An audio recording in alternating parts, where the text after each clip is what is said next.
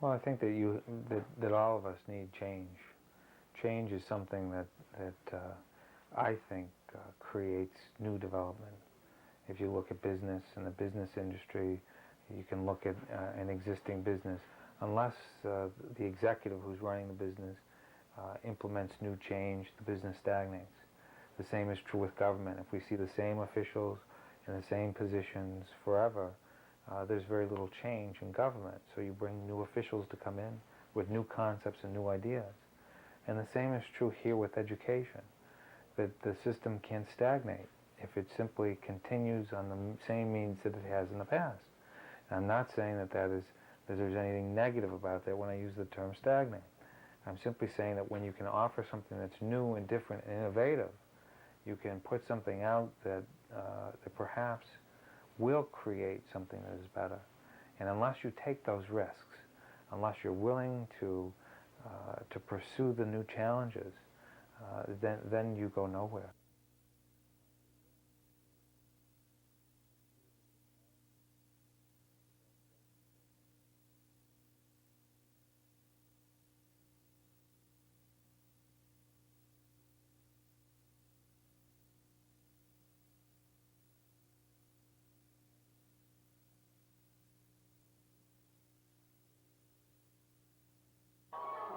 Okay, folks, 1 minute till class.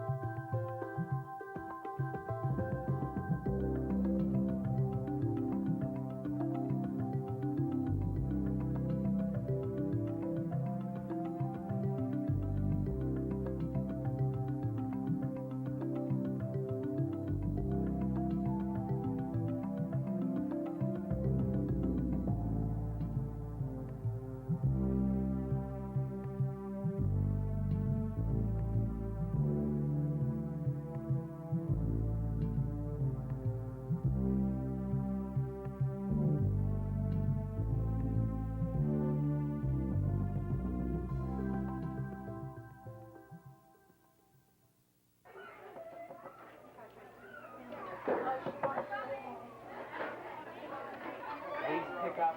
Well. All right, victory interrupted. Okay, let's go, guys. Just an exceptionally positive first year. The school is now on the map. It's always tricky to put theory into practice or to embody an idea, because things always get distorted and whatnot. But I think really the essence of it is seen in the day-to-day. It's what people had in mind, whether they knew it or not. Like, you can walk in and say, this is it. This is what we all want. Now, what is the it? Well, we're not quite sure. You know, what do you call this? Let's try to articulate the it.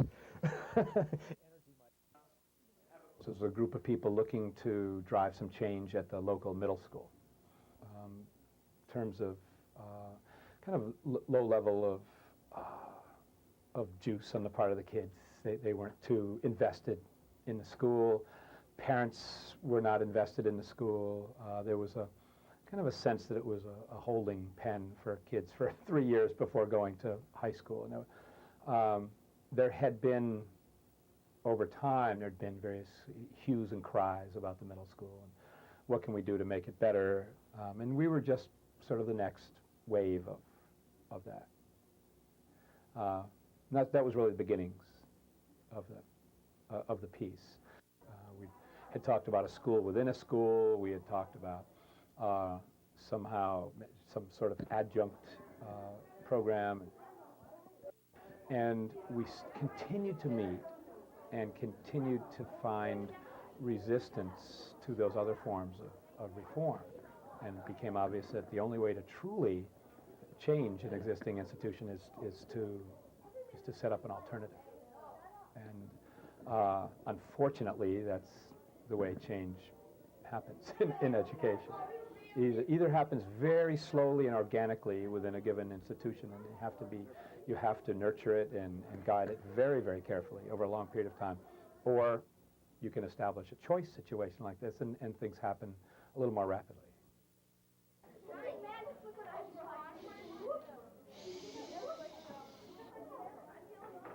Boys and girls, Andy, I'd just like to welcome everybody here this afternoon. Thank you. Is there anybody that we have left off? What we're going to do, oh, Katie. 2.5. Hi, Tara, do you like your name tag? I do too. All right, what we're going to do is we're going to stay fire in this room till 2 o'clock and really sort of learn and get to know all the kids here in this room. And then, with permission, you may go and choose maybe to another room if you need to see another child of a different age, okay? So have a good time. That's what the whole point of this is. And I hope that you find some good data. Don't forget, your observation sheets have to be maintained. If you didn't get one, come up to me and get one. I was teaching at Nauset Regional Middle School for over 20 years, right up the road, and I was teaching grade 6 and being quite successful at it. I enjoyed teaching grade 6. And all of a sudden, this group of people came together to try to improve education, and the Educational Reform Act was also happening simultaneously in the state and federal level. It's just an exciting idea that there can be such a thing as school choice. If students choose a school, they have more commitment to that school. They feel a sense of belonging to that school. They have a chance to determine what is taught in that school and the nature of the school. And so, to me, that is exciting. It's not just a big machine driving it from top down. I think my favorite thing is the flexibility. And an example is last week when the right whale was beached on the weekend. I came in here and there was a call on the answering machine from the Center for Coastal Studies saying they were going to do the autopsy, the necropsy, on Monday, and could you come down and see it? And so I talked to Dan, the director, and some of the other teachers, and they said, go for it. So I took my seminar kids, who usually meet on Mondays and Wednesday afternoons. We took some video cameras, we took some audio cameras, some still cameras, and we went out and we covered that thing. And we got to cover that thing, and it was probably the best, one of the best academic days these kids have ever had. Kids were just walking around there saying, this is unbelievable. I can't believe I'm in school and we're doing this. I've been getting calls from scientists and people involved saying that your kids were better prepared and covered that better than the real journalists who were there from newspapers and television stations. And we're calling the scientists back who we interviewed, and they're returning our calls in the middle of a busy research season. So the flexibility to interact with the real world in meaningful ways is by far the best thing, because if you can't make education real and meaningful in the final analysis, you just might as well not be in it. Of course, there were a lot of spectators taking in today's activities, but none more interested than two young students from the new charter school in Orleans who were getting some of their own work done at the scene. Chris Gregg and Carl Monroe are producing a radio seminar on the right whale for WOMR Radio in Provincetown. I was sort of so on the subject of cutting open the whale and looking at it. I didn't know if they would do it, but I mean, they have done it, and they're in it, and they look like they're just trying to learn and trying to save the whales.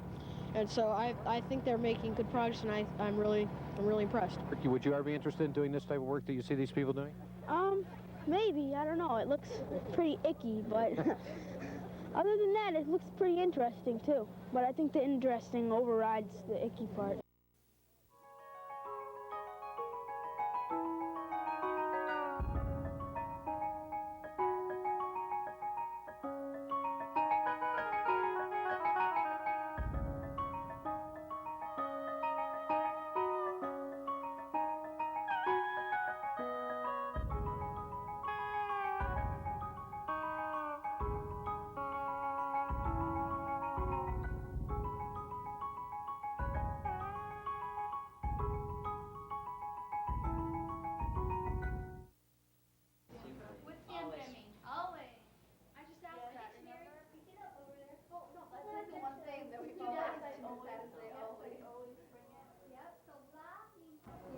I think that public education has become bogged down in bureaucratic overlay.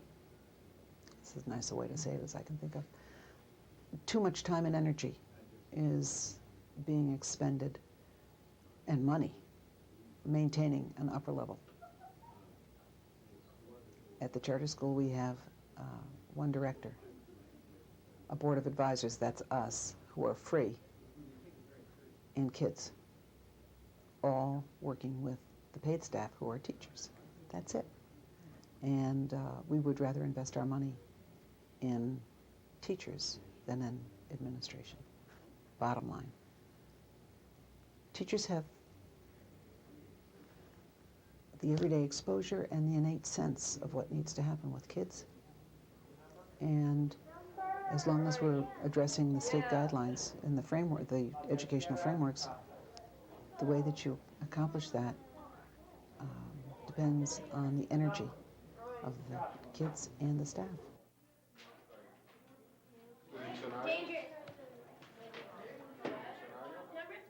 Yes. Okay. Now I can try it? Hey! You try still my cookies. Yes! I was right. One wrong. I mean, One wrong? Okay. Who is this doctor? This one? Yeah. Not gonna do it. No, oh, wait. Yes. Try it. Yes.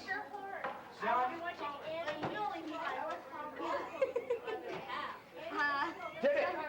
Right through. Ta-da! I was right. Uh-oh, I got one wrong. What happens when you get one wrong? Oh, you get off soon. It's all wet. Do you get younger? Yeah. Okay. All right, well, that's... I'm looking at The most wrong. What about this yesterday? No. How about this? It's got sugar in it. If it's rolled up, it'll just fit through there. No, this one? No, try it. Sure? Yep. 8 years and under. This is a good one, having this sugar like this. Now, can I break the packet and pour it through? No. I can't. Why not? Because the sugar has to be in the packet. That's not going to fit through. No. I was wrong again, wasn't I? Yep. How old do you figure I am? Mr. Stewart's a grade A student. I know. How about this? If I roll it up? Yes. Yes. If you roll that up, that will fit through. Please be quiet while I read it, okay? Get comfy. And you're going to use your polygons because I'm going to talk about them. The first chapter is called Of the Nature of Flatland. I call our world Flatland, not because we call it so, but to make its nature clearer to you, my happy readers, who are privileged to live in space. Imagine a vast sheet of paper on which straight lines, triangles, squares, pentagons, hexagons, and other figures, instead of remaining fixed in their places, move freely about, on or in the surface, but without the power of rising above or sinking below it. Very much like shadows, only hard and with luminous edges. Okay, we talked about you needed your person and you needed your place when you went in there. Now you should have some information that you pulled from the books from the resources. Remember, you have to have 3 written resources, minimum of 12 pieces of information. Emily, you're looking puzzled. That sound familiar? It doesn't sound familiar. Your packet, the historical biography sheet, we've gone over the requirements for it, right? You should have 3 written resources. I gave you the forms to fill out for the bibliography, and then you need 12 pieces of information from those to put into your story of the historical biography, okay? Wait, 12 for each one? No, 12 all together, okay? And you can have more. You can have 12 resources if you want. You can have 5 resources if you want. You can pull more than one fact from that book, but you have to have a minimum of 3 sources. Okay, what about this? What's that? Yeah. And be as descriptive as possible again. That's Mr. Torlone. Are you writing on You called that Mr. Torlone. What is it? No, I think I might agree with you. Mr. Torlone better not watch this. That's a. Oh, you know what? That's a flightless. It's like. Is it an auk? Or is it a? It's a toucan, but with a. It's Toucan Sam. No, it's a puffin. That's a puffin. Okay, where's this? That's a very flat dog. Okay, what about this? That? That's interesting. What happened is it's a rabbit with an outie. It's got a serious outie right there. Okay. Yeah. And something happened to its eyes. Yeah, rabbit. How old am I? You've gotten the worst score possible. And have you ever heard of Piaget? Oh, Piaget. Yes. Yeah, oui. Yes, I have heard of Piaget. Was this one of his experiments? No. No? Well, then why do you ask? But it tells Is you. that part of the test? It would prove it if you did or not. And you just like kind of proved it wrong. I proved what? That Piaget was wrong? Yeah. How so? Exactly. Because he thinks that there's 4 different stages in. What are the 4 stages? I have it written down here. There is. See the guy that talked about concrete stage and concrete operation? Yeah. There's the sensory motor object stage. There's the pre-operational stage. Right. There's the concrete operational stage. And then there's the Formal operational stage. And where would you put me along that continuum? Well, in the way you insert the sensory motor object. I meant the sensory. When we all got together this summer and started talking about how to organize our curriculum, we were anxious to have themes that the classes could see themselves working through during the course of the entire year, and then see some kind of a continuum across the years as they move through the middle school. And so the 6th grade is who am I, the 7th grade is where am I, and the 8th grade is what am I. And the 7th grade where am I very specifically is handled in my classroom in humanities during social studies as to geographically where am I in terms of time, how am I affected by what's happened in the past, where am I going in the future. We're doing a unit on our town, on immigration. We're very concerned with Cape Cod, so that fits right there. And then interrelated with that is the language arts that flows along with that sort of theme. It pops up through the entire year, and we can keep coming back to it, and it kind of encompasses everything that we do. It's very appropriate to 7th graders too. They are genuinely seeking the answer to where am I, in many ways. We had to leave fast. We were using the washroom next door and carrying water over. And one thing I think was really sticks with me, and I think exemplifies what the school is about, is just a phrase that we are dealing with life on the edge. And there's a lot of edge walking that goes on. If you look at that metaphor, you can look at it in several ways. Life on the edge, physically on the Cape, right? Because we are on the edge of the continent, I mean, that's sort of jutting out there.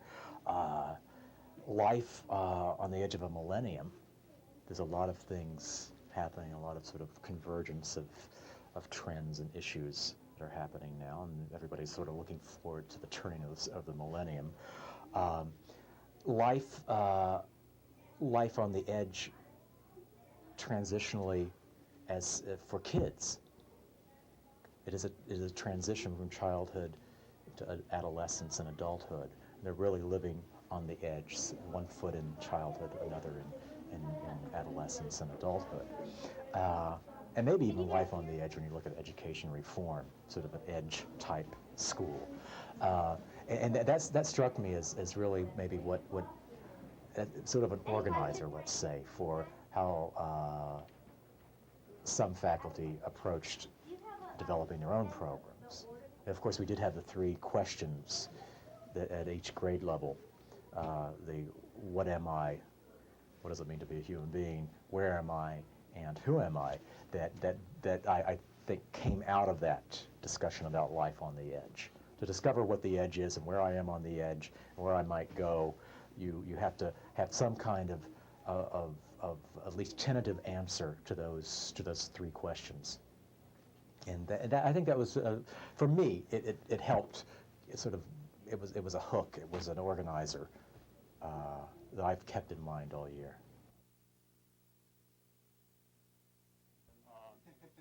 Well, it seems there's a lot of identity questioning going on with those three questions. Obviously, you know, what am I all about? What am I doing here? What is this place all about? I think that the kids here have a stronger sense of identity because this place forces you to be, you know, yourself. Basically, it forces you to be more on the spot. Take a lot more accountability for your actions here. The kids, you know, they're responsible for cleaning up after their lunches, or if you're the teacher, you clean up after lunch. You don't rely on someone else. That's a real basic example. So I think there's a lot more accountability here in terms of being a teacher, being a person, really. Along with that, I remember I was never asked those kind of questions. What am I? Who am I? I was never even, that kind of question never came up in my education until I think I was a senior in high school. And what questions like that and the accountability factor, what that does, what that is it's a symbol of trust. It seems like the teachers here trust students as real people, as being able to be responsible for everything from cleaning up to thinking about your place on Cape Cod or in this world or in this society. And I think when kids feel trusted, they trust themselves more, and they're more apt to become their true selves, to become true individuals, and also to see themselves as important members of a group. You know, whether it's their classes or after-school activities or members of Cape Cod or members of Orleans or whatever it happens to be. I think trusting kids brings out the best in them. And I wish I had been asked earlier, you know, some of those questions. And I think unfortunately many kids are never asked some big questions or to be accountable for their actions. Well, and this is the next page of when Fu put in your folders. There's another page coming after this, which I'll get to you. These kids are so good.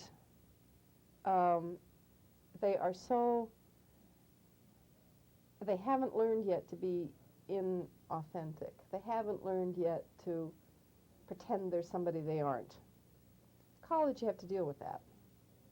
You know, oh, I'm a writer, you know.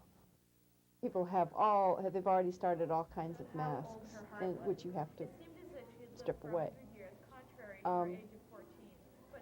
These kids take their material absolutely,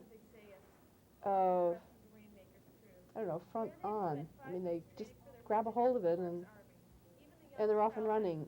Very authentic. It's really fascinating. I mean, I actually love sitting out there in the middle of kids must think I'm nuts, because I sit there, you know, I really look at them. Because it's interesting, you know, to see what they do, how they come in. It's been a lot of years since my own kids were that age, so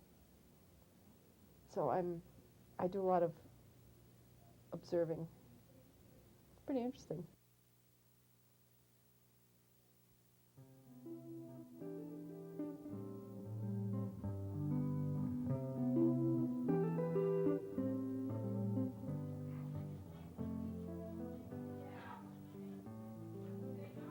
The thing you notice when you walk into this school versus walking into other schools is that just the level of energy is orders of magnitude higher. Yeah, it's phenomenal.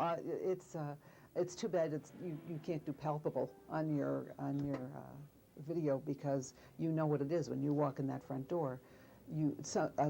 Bonnie Runyon said the other night, who's one of our board members, she said, "You've seen the car commercial on television where the guy is sitting there like this and the wind is just blowing him back this way. She said, that's what happens to me when I walk in the front door of the 6th grade classroom. You can feel the energy. The youngsters in the charter school are excited about what they're doing. I think it's one of the hallmarks of the school. When I would characterize it as a place where there's a lot of excitement. One man came by the other day and was looking around, and he called it élan, which I thought was a nice way of capturing the excitement that the kids have.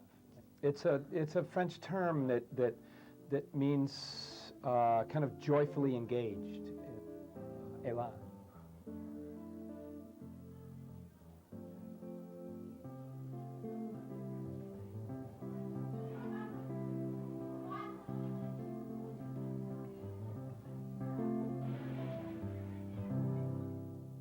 That. I prefer a lot of energy to apathy. I prefer trying to control an uproar than trying to stimulate people who are just unresponsive. I like that. I think that's how you learn. And I think the more that's going on, the more they're hearing as well as saying, as well as seeing. And I think kids, especially at this age, need to learn through all those channels. They need to see things and hear things and do things and say things. And so if a class is lively like that, I think it gives every kid a chance to experience the kind of learning that's going to work best for them. So I try to use all the senses, all the activities.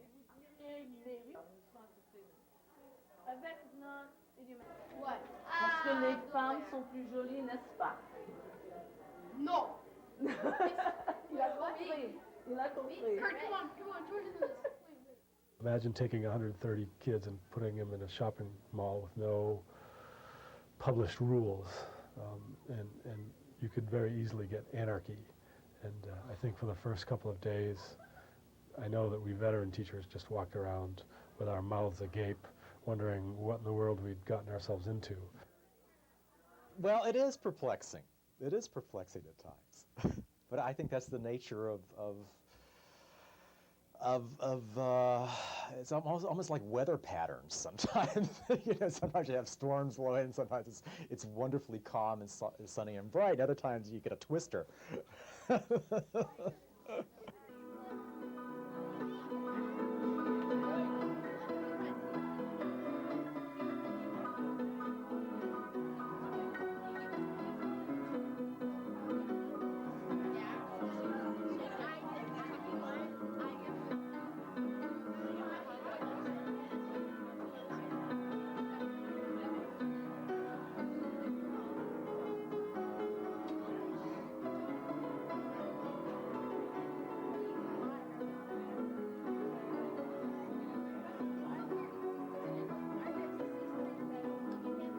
The most successful thing that I found is to be a little silly, and what is a teacher? What's a teacher supposed to be like? And I don't know. It's not like me. I don't think. The kids always say, "You're not a teacher. What are you, 17?" It's like, yeah, no, I'm 27. But what is it? As long as you maintain decorum, you're teaching them well, you care about them, you work hard and show them how much you love what you do and that you care about them and that you want them to learn and everything. That's what you have to be. And I think just maintaining that philosophy or that approach has been really successful in getting those kids in. As I have some kids who I know were just the bane of other teachers' existence.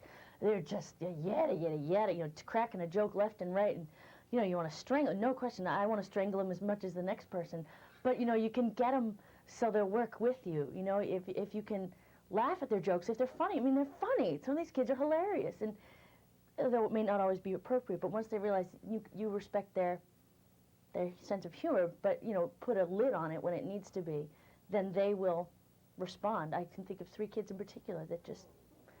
They push it, but then they know, ooh, I'm going too far, and they're, we're good at communicating that way. One day your mouth is going to stay that way, and how are you going to feel then? In what way? Like this. All right, go to page 1.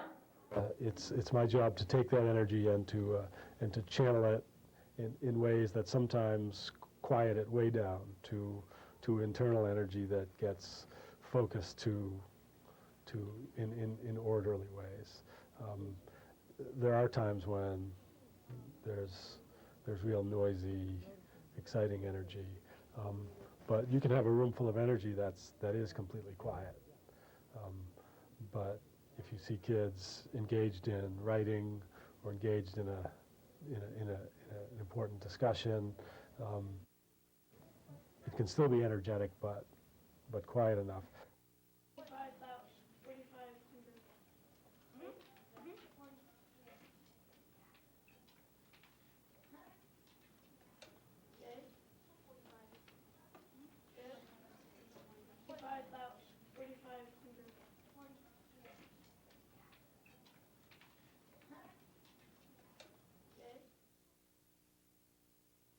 Yeah, it is. Zoom it all around. No. Recording, Matt? Oh, come on, Matt. Yeah. Hi, Matt. Joe, will you stop that, Greg? Greg's recording me. No, I'm recording Greg.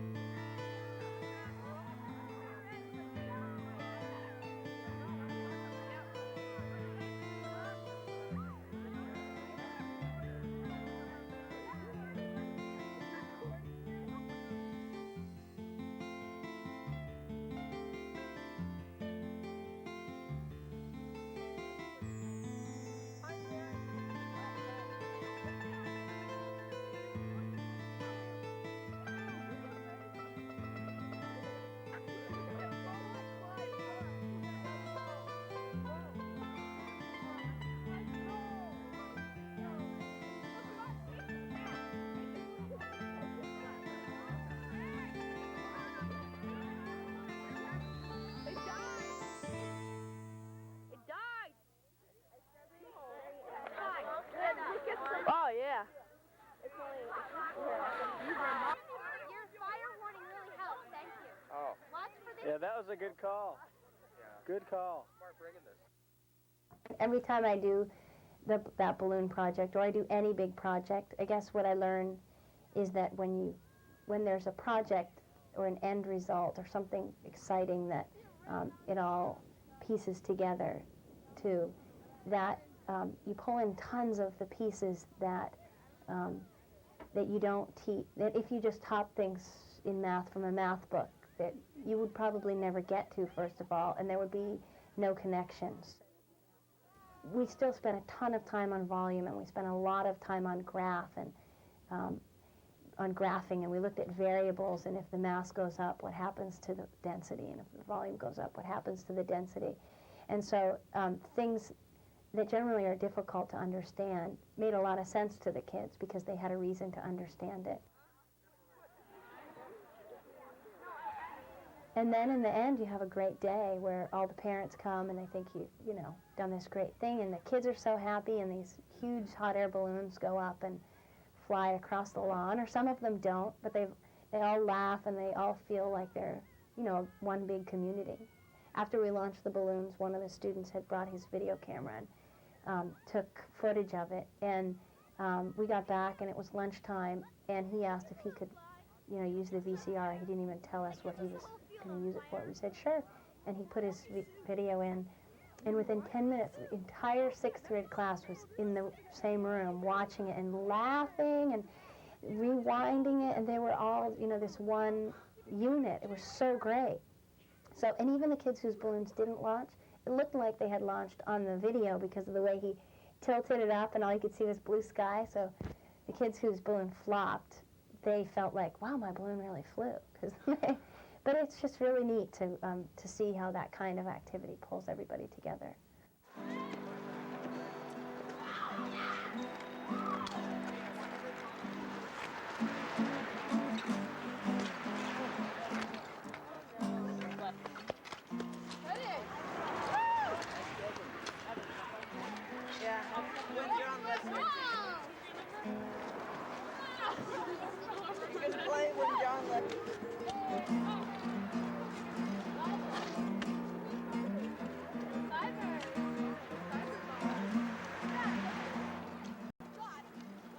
Although they're not diverse as far as ethnically, they're still pretty diverse as far as intellectual capacity and pretty diverse as far as home life and things like that.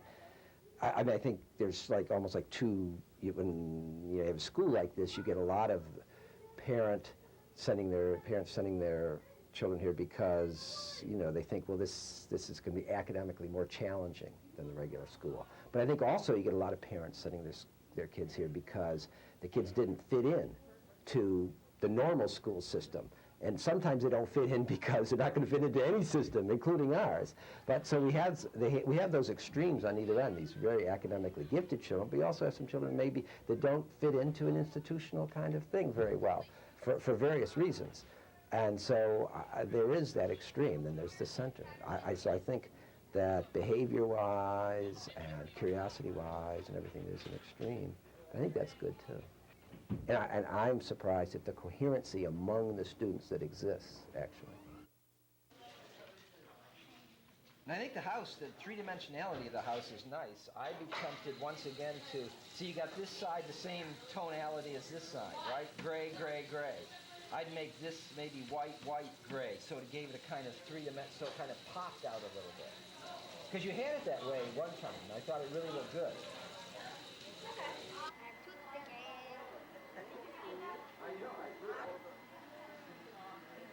Okay, so she's got a book here where there's two first persons. One is who? What's her name? Megan. Megan. That's one first person, and who's the other? Greg. Greg. So they've got two first-person perspectives talking about each other, and you get to hear the arguments that they have with each other. But I saw another hand over here. Yeah. Go ahead, Tim, and then I'll come back to Erica. Kind of infecting creatures back. The kids that do apply, I think they want something a little different. I think this place does really well with kids that are self-directed, kids that can take an idea and kind of run with it on their own, and that's not easy to find in 6th grade. And we do our share of redirecting kids, but the kids that I can think of off the top of my head that really thrive in a place like this are kids that have a lot of energy and have a lot of direction on their own. Yeah, those are the ideal students in any situation probably, but they thrive here. I've read that book. Okay, and he uses first person. Yeah. Oftentimes, if somebody's quoted as saying, I did this, then I did that, if the author pulls a quote, then that person is being quoted. They're speaking in the first person. Yeah, but when they're doing it like that, they make you, it's like Buck, you're inside of this dog, and you hear what the dog is saying, or the dog is thinking. That's true. One of the most effective tools for an author, and you guys might think about this as you're coming, as you think about writing a piece, is that you can change your perspective. Just because you write third person in one place in your story doesn't mean you have to keep it that way. Okay, you can jump perspectives around, and it actually makes for a fantastic mix. It's kind of like having a lens zoom in one way and then looking from a different angle, changing all the time. Guys, can you chill out a little bit? Andrew. Okay. Do you want me to read? They came for a variety of reasons.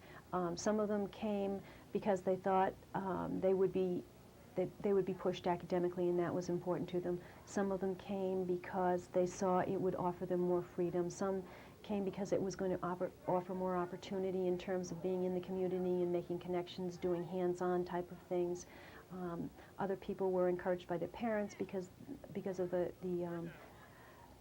goals of the school, the philosophy, because of the reputations of the teachers that were there. Some came because of dissatisfaction with the social issues that they were having to deal with on a regular basis in school, because the philosophy of the school might have differed from whatever they felt it should be. For whatever reason they came for, I think they've not only been successful in coming in and adapting to that, but they are very happy with what's going on here.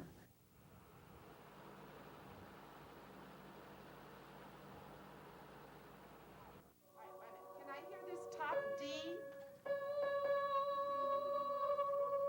Good. Again, pick up to 60. Or 1, 2. 2, 1, up. All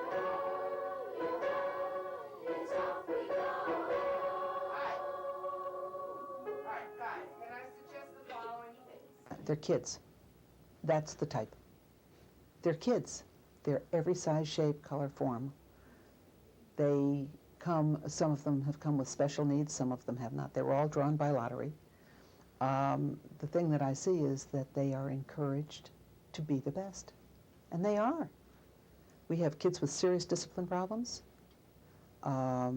Kids we were told would not succeed well because they didn't have the capabilities.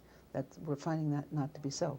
That does not mean, however, that there haven't been problems with kids, because if you're alive, there are times in your life that you're a problem. But there's no castigation for that. There's discipline, but there's no castigation. So that's exciting, you know, to be valued, even with your warts. I mean, what could be more positive? I would make this just a little bit higher. Make it a little bit higher so it feels more like it's outside and not sitting on the window. Yeah, yeah. So you have some space on the plaza outside, all right? If you have some space, so you have a space to put some tile or bricks out there. Yeah, good, good. That'll look great. We'll have some nice shadows coming in, you know, that'll go along right in here like that. Great. That's good. You know what? We're gonna save the world. Okay, yeah, we should do those, get those right now. Clean McJames. You guys were in today, are you like Everything you need? Good. Andrew, you got your cross? Alexis? We'll come back here. So you don't have to bring everything, just your court stuff. Oh, I forgot the 2 C's. Yay!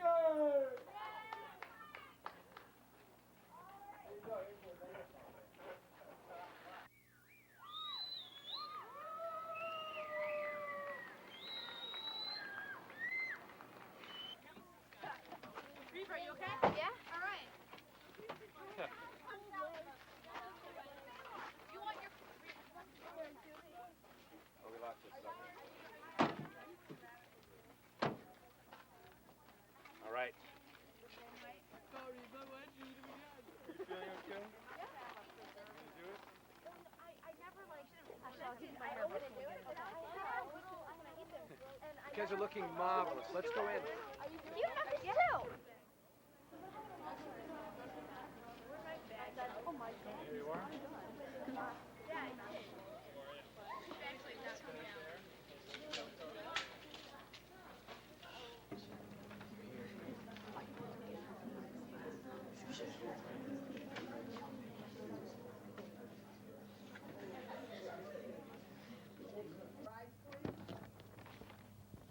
The Honorable Justice Richard O. Staff presiding this afternoon. You may be seated. My name is Riva Batterman, and I'll be making the opening statement for the defense. My colleagues this afternoon are Rebecca Gordon, Good afternoon, Your Honor. Josh Honstrup, Good afternoon, Your Honor. Eric Carlson, Good afternoon, Your Honor. Casey Miner, Good afternoon, Your Honor. and Andrew Baker. Good afternoon, Your Honor. Today we have an action pursuant to Title IX of the Federal Education Amendments of 1972, 20 United States Code 1681 for sex discrimination, based upon the alleged sexual harassment of Brandy Barkley at Jamestown High School during the 1994-1995 school year. The plaintiff, in order to prove that Jamestown Public Schools is guilty of sex discrimination, must prove by a preponderance of evidence that Jamestown High School was discriminating against Brandy.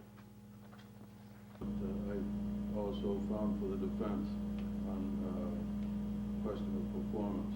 I congratulate both the plaintiff's side and the defendant's side for an extremely fine job, well done. I hope that some of you may consider a career in law. I think that We're in the finals!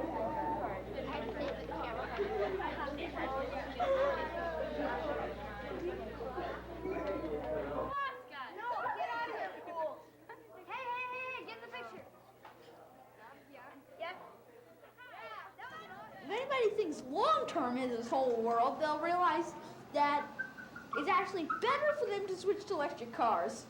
Better for them to switch from coal power and have a little bit less light in those light bulbs from like solar power. And maybe a little less TV every once in a while. And actually work on some stuff.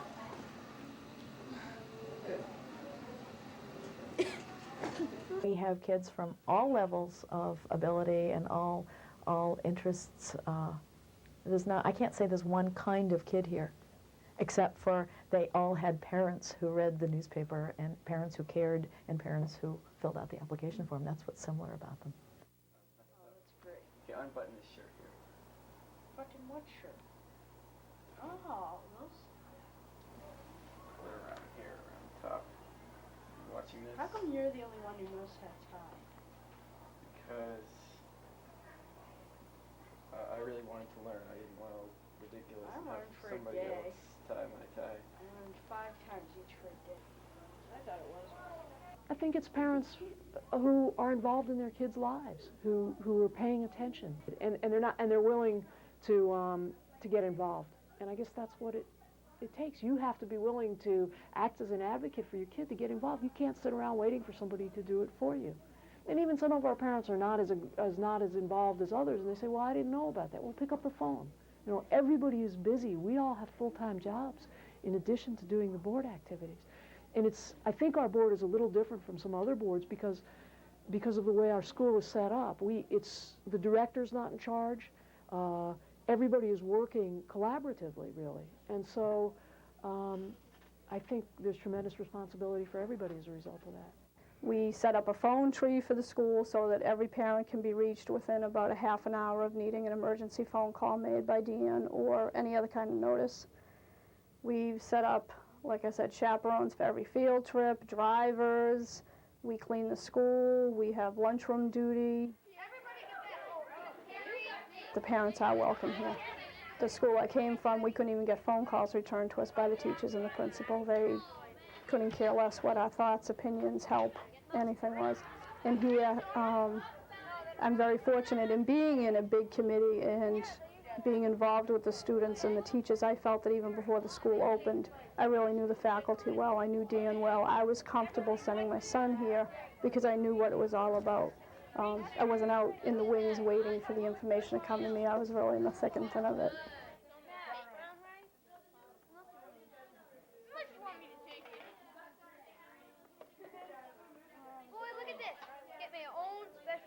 White or brown?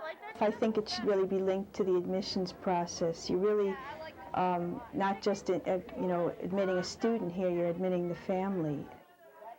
Something came up at a meeting the other night that I went to, which was suggested, which is that any of us from the public school, you're kind of used to having it either done for you, or the school may not even want you. Some schools are more welcoming. This is new. It's like, who is the government? We are.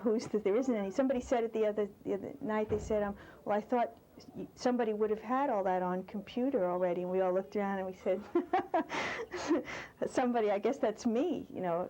That's, so maybe it'll take time for people to get the idea that it's themselves. I'm not sure. 1, 2, 3, 4.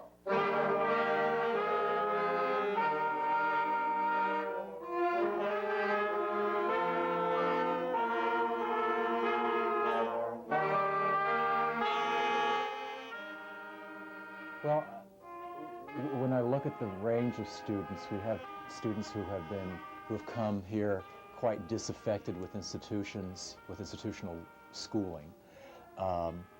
Students who have many artistic talents, students have just straight up academic gifts, kids who are not strong academically. So if you look at it from one sense, it's a fairly broad range. I think what they all have in common, which is sort of it's a human quality, is simply the need to be part of a community.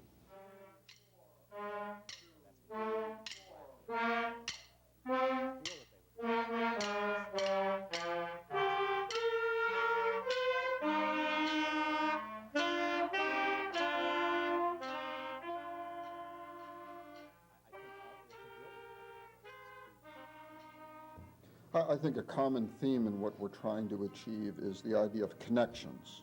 The way traditional education occurs, English is separated from history, is separated from math, is separated from science. The classroom is separated from the home. The schooling is separated from the community. The theoretical is separated from the practical. One of the themes in our approach is to make these connections, because in real life, these artificial barriers do not exist. Real life is interdisciplinary. Our school makes the natural connections between math, science, between the practical and the theoretical, between the work in school and the support in home, between the school community and the larger community in which we live. This is a common thread running throughout everything that we're trying to do, not to make artificial connections, because the connections are naturally there, to show the students that the connections are naturally there, to help the student appreciate the connections, and to work in a world within which connections are made.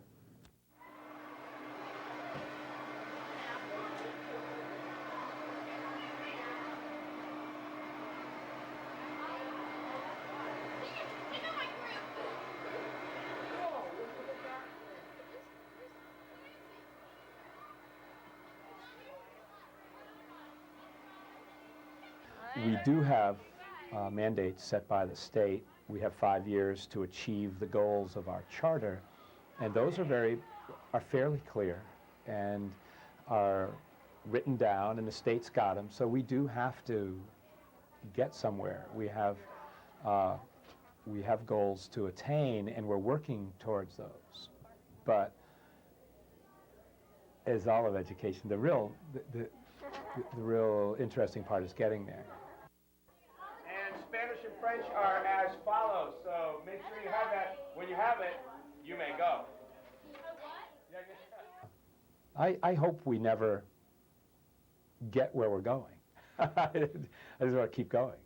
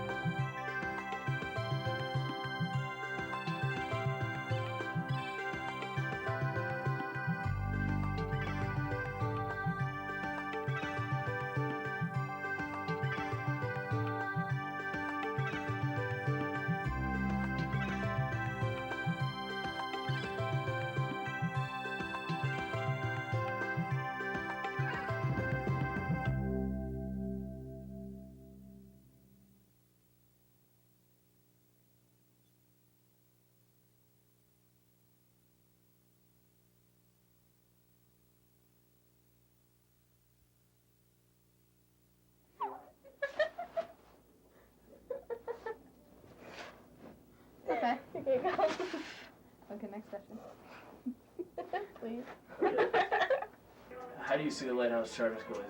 Is the charter school a hat and gum chewing school, or what is it? Wow, you know, I think it is a hat and chum going.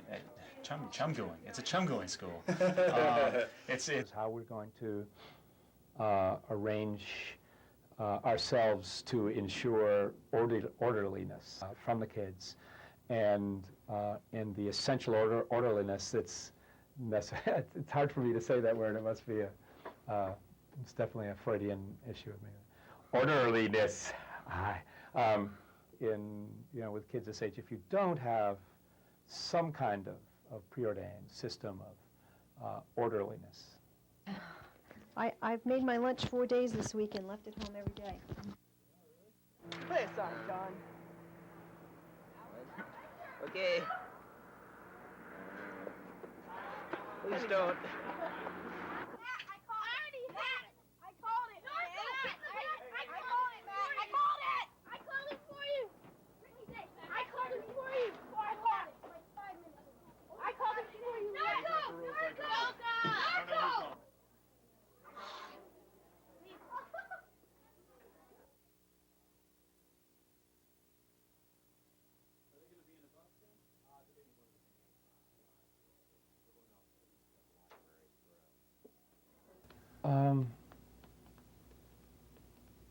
No, I think you got it all.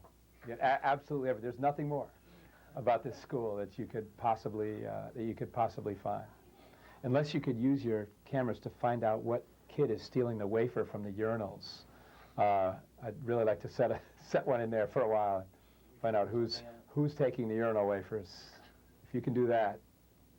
Who would want to take the urinal? That's probably the place to start. That